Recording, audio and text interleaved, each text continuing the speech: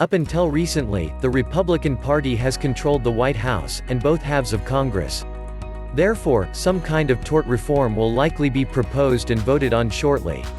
If such legislation passes, this could have a dramatic impact on many parts of the legal industry.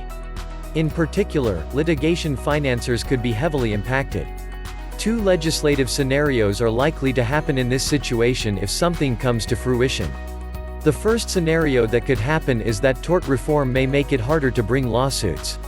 This could happen if standards for entering into a lawsuit are changed or if some causes for action are eliminated. For example, altering standards for class action eligibility may cause a dramatic decrease in the number of class action lawsuits. In turn, this would reduce the overall need for litigation finance. The second scenario that could happen is that tort reform may lead to reduced costs associated with lawsuits. Specifically, this would happen if legislation passes that will cap the amount of damages for certain cases. Thus, the price investors are willing to invest in a new litigation claim would diminish greatly.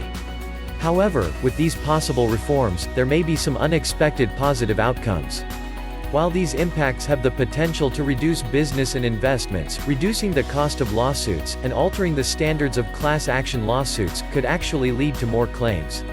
Simply put, if a pre-tort reform lawsuit would have cost $1 million to litigate, and a post-tort reform suit costs now $500,000 to litigate, then a firm could afford to have twice as many failures and thus be able to take on twice as many risks.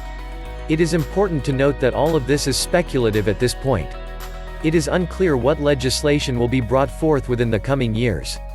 As for litigation financiers, it is worth thinking ahead about how the future may look and preparing accordingly.